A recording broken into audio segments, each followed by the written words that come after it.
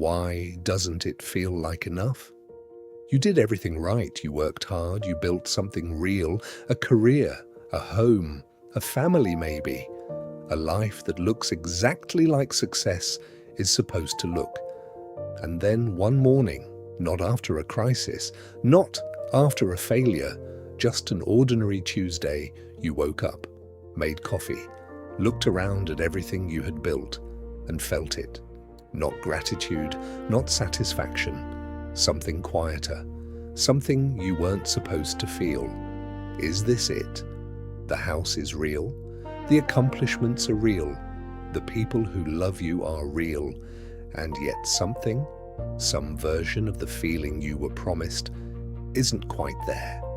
And the worst part? The guilt. Because you know you have more than most people. You know you should feel grateful. You do feel grateful. And still, underneath the gratitude, that quiet, persistent, slightly shameful question keeps returning. Is this really it? You are not alone in this, and you are not broken. What you are experiencing has a name, and it has a neuroscience, and understanding it might be the most useful thing you encounter this year. Her name is Sarah. She spent 11 years becoming a partner at her firm. 11 years of early mornings, late nights, missed dinners, deferred holidays.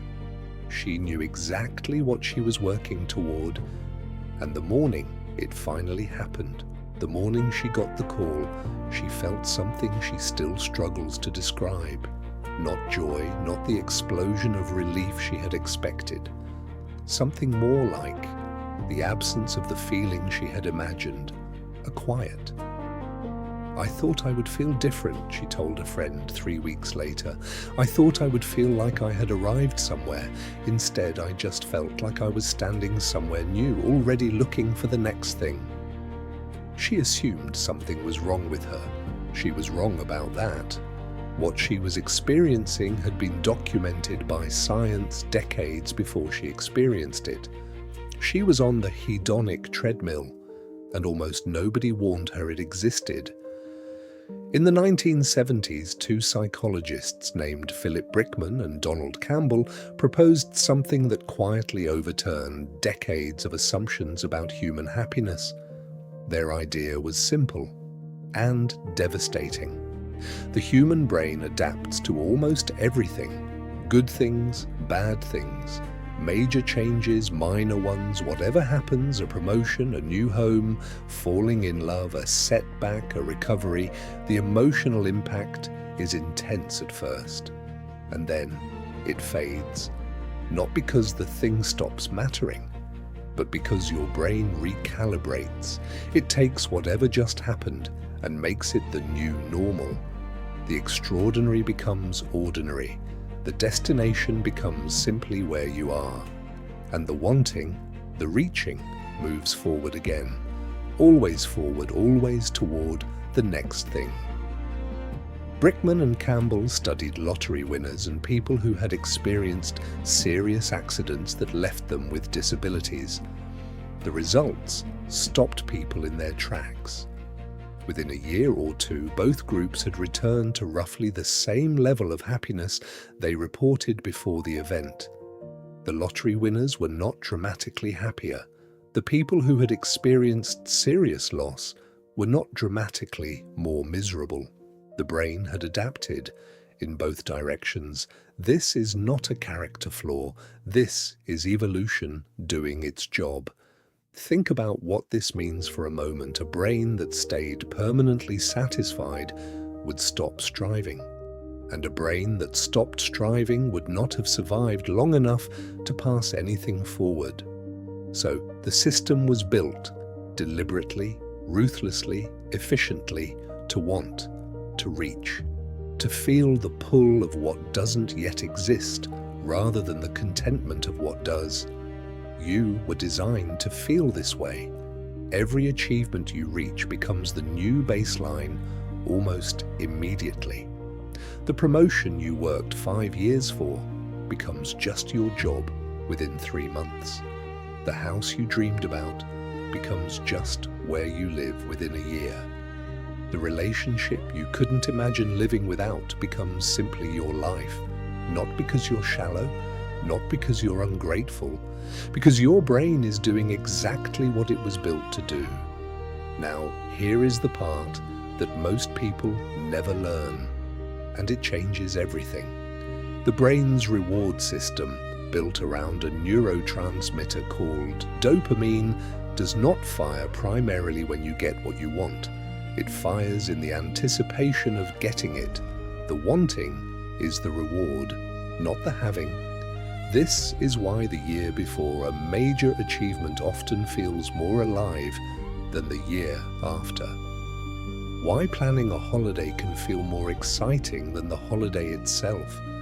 Why the first months of building something, when everything is still uncertain and possible, carry a particular electricity that the moment of completion cannot match.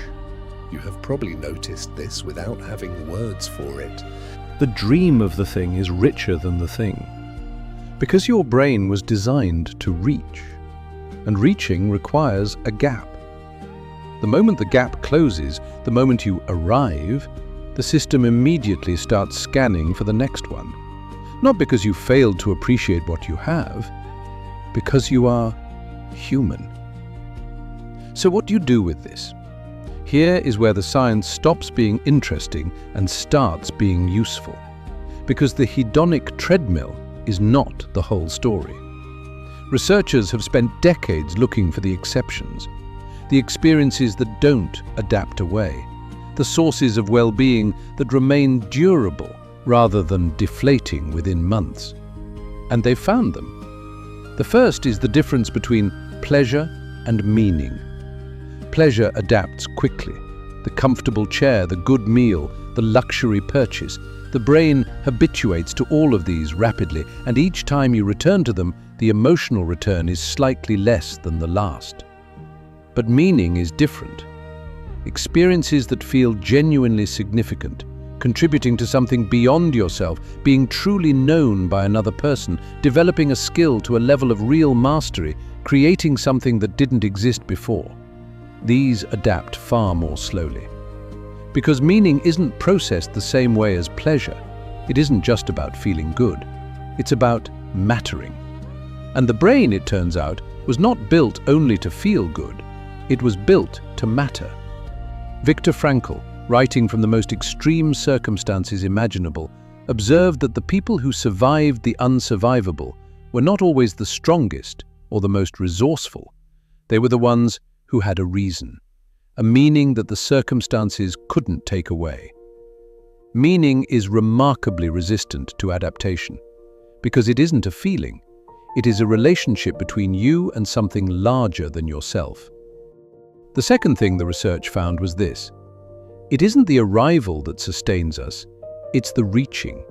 The process of working towards something that genuinely challenges you, something at the edge of what you can currently do, generates a quality of experience that no achievement can replicate.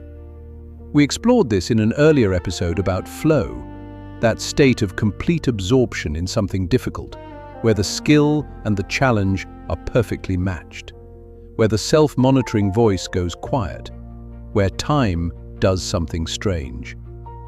The people who consistently report the highest levels of deep well-being are not the people who have the most. They are the people who are still in the middle of something. Something that matters, something that isn't finished yet. The gap is the aliveness. The reaching is what you were built for, not the having. And the third thing, perhaps the most counterintuitive of all, experiences resist the treadmill in a way that things cannot. A Cornell psychologist named Thomas Gilovich spent years studying this. People who spent money on experiences, a trip, a concert, a course, a meaningful conversation over dinner, reported more lasting well-being than people who spent equivalent money on things. Not because experiences are better than things in some abstract sense, but because an experience is unrepeatable. It becomes part of your story. It integrates into who you are. The brain cannot fully habituate to something that doesn't exist as a fixed object. The car adapts. The memory of the journey doesn't. So here you are, standing in the life you built, feeling the question you weren't supposed to ask. And here is what the science wants you to know. That feeling of something missing is not telling you that you chose wrong.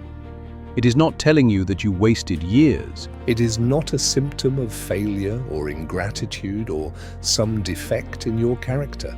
It is your brain working exactly as it was designed to work, telling you that you are still here, still alive, still a creature built for reaching rather than for having. The question is not what's wrong with what you have. The question is, what is still worth reaching toward? Not for what it will give you when you arrive, because you know now that arrival is never quite what it promised, but for what the reaching itself will make of you. Sarah, 11 years later, is building something new. Not a career this time, a school, one classroom, 12 children in a community that had nothing. She told me she hasn't felt like this since the early years, since when everything was still possible and nothing was guaranteed. I think I confused the destination with the point, she said. The point was never the destination.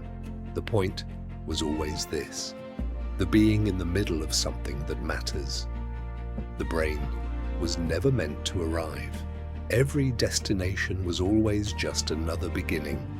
And in every beginning, in every gap between where you are and what you are still reaching toward, the spark is still crossing. Every neuron remembers, every thought changes you, every choice rewrites you. The gap is still there. The spark is still crossing. So become.